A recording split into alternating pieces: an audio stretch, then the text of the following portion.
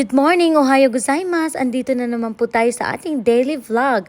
Ayan, manghugas ng plato, tapos magluto. Today, magpiprito ako ng isda, guys. And then later on, paghatid ko sa mga bata, gagawa ako. First time kong gagawa ng cheese. So, kung gusto nyong malaman ang recipe ng cheese na gagawin ko, mag-comment lang kayo dyan dahil ibibigay ko sa inyo, isisend ko sa inyo ang pinanood kong YouTube tutorial para sa paggawa ng cheese.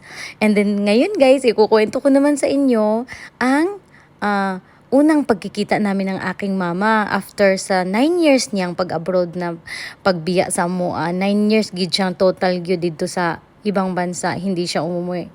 So, nag-Japan na ako, guys. Naka-first time, second time na yata ako sa Japan. Kada uwi ko, hindi ko talaga siya pinupuntahan. Nakauwi na siya sa Pilipinas eh. Hindi ko talaga siya pinupuntahan, hindi ko siya kinakausap. Tsaka yung mga kapatid ko, sige nagit sila hangyo, day. Grabe, sad ko. Uy, masyado mo namang tinitiis si mama. Tapos hindi ko siya pinapadalhan ng pera kasi iniisip ko yung hatred ko talaga. Hindi siya talaga makakatikim ng pera galing sa akin. Ganun talaga yung galit ko, guys, sa nangyari sa pagbiya lagi niya sa amua. So, ganun nga, hindi ko talaga siya, tiniis ko talaga siya maraming taon na hindi ko talaga siya kinita. So, yung first time na magkikita kami, guys, ganito yung nangyari. So, nandyan sa Manila yung isa kong ate. Nag-asawa siya. Doon sila nakatira sa Manila. So, doon ako magla-landing from Japan. So, doon ako sa kanila. Sabi niya, ganyan, umuwi ka dito. Naghihintay na kami sa'yo. Sabi niya, ganyan. So, pag-uwi ko, ayan, chika-chika, ganyan. Sabi niya, day, hindi mo talaga inopen niya. Ayaw mo talaga makita si mama. Grabe, sad ka. Uy, mama, biyanan ni mo kung sa ito mga hitabo sa una. Dugay naman to. Hana siya ba? Hangyo siya. Yung ko nga, dili lagi. Wala na panahon. Di na ako gusto makikita sa iya, ha. Ana, gid ko, guys. Wala, gid. Grabe, jud akong trauma. Akong kasuko, gid ato nga. Siyam na gid ka tuig ba, na gid bitaw siya ni uli, na gid to akong waiting atog longing na hurot na gyud, lagpas na kaayo, suko na gid kay ko ato. Sus ni unsa man ang ingon nga lain na sad nimo day, oy naabya siya diri day, ha, iyang surprise man ko ana ni kalit man nagawa sa kwarto. Sus, pagkakita na ko snawong ni mama nga nagkurog-kurog yang simod ba, nagkurog-kurog ka na bitang pinugnan nga hilak gang, mga pinugnan nga kahila ko na kay pinugong niya, kakita siya sa kuang tinadjud namong dugaya.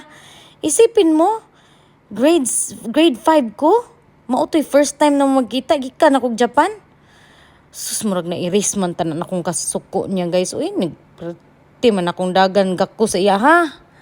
So, pertigin ako, yakap ko siya. Hinilakay mig ayo. Sobrang iyak ko nung nakita ko siya. Murag tanang tinik nga sa 9 years. Tanang tinik murag na erase sa isa ka tan-aw na ko sa iyang dagway. Perti na kong mingawa day niya. So perti na mong yakap niya. Mao din to nga naa na lagi siya lain jud ba na. So, naman mo nagpuyo ron niya. Gidawat tampot sa akong papa. Sports naman akong papa. Mo na muyo ron. Quezon Province. Sus, nitabok town jud ko ga. Nitabok ko, guys, og kanang unsa ni, barko. Baruto dito nga gamay among gisakyan. Mao na ni, guys. Gagawa tayo ng cheese, no? Pero lang, petiks lang kasi din yan eh. Kaya ibibigay ko na lang sa inyo kung gusto niyo matuto. Ibibigay ko sa inyo ang link ng pinanoodan ko na tutorial nito, ha. Comment lang kayo dyan sa may gusto ng matuto ng gumawa ng cheese. Tapos ituloy natin. Sumama ako sa kanya. Natanggap ko on the spot yung mga nangyari na may iba na nga si mamang asawa. Pumunta ako sa kanila. Tapos luoy kasi kahimtang nakaawa ako sa situation nila. Maliit na bahay kubo, ganyan. Pero malapit siya sa elementary. Nagtinda-tinda siya doon ng mga kakanin kasi marunong kasi yung mama ko magluto. Kaya ang ginawa ko, ang sabi niya kasi ito yung mga kailangan niya. Binili ko siya, guys. Binili ko ng ref. Binili ko ng mga gamit doon. Mga appliances, washing machine. Ref, unsa to, kumpleto siya, kumpleto na ko siya, guys.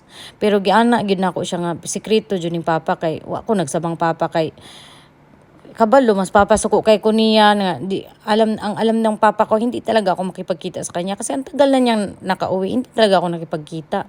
Pero inano ako ng ate ko ambush nung nakita ko yung mama ko, guys. Perti man na erase man jud tanan akong kasuko. gimingaw ni patigbabaw man dyan ang pagmahal bitaw. So, yun nga, pumunta ako sa kanya, binili ko siya ng mga gamit. So pag uwi ko sa probinsya namin, sa papa ko, walay knowledge akong papa nga gikan ako, nakagasto-gasto na ko. Yun yung secret namin ni mama magkita ato. So yun guys, yun ang totoo na sobrang tiniis ko si mama ng matagal bago kung hindi ako inambush siguro, hindi ako makikipagkita talaga sa kanya. Ayan guys, mauubos na naman ang video. So kaya hanggang dito na lang ulit at kwentuhan na lang ulit tayo sa susunod na mga episode ng ating daily vlog. Ayan guys, kain po tayo ng pritong isda.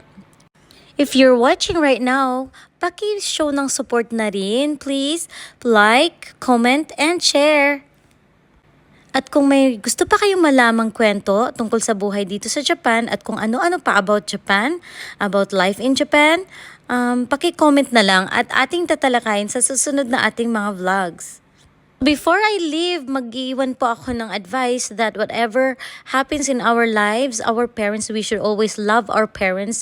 At the end of the day, sila gyud ang atong ginikanan, sila ang nagluwal sa atin sa mundo, pasasalamatan at mahalin na dapat natin sila. Forgiveness is a gift to yourself. So ayan na ang cheese na nagawa ko guys. Totoo, masarap nga siya. Subukan nyo rin.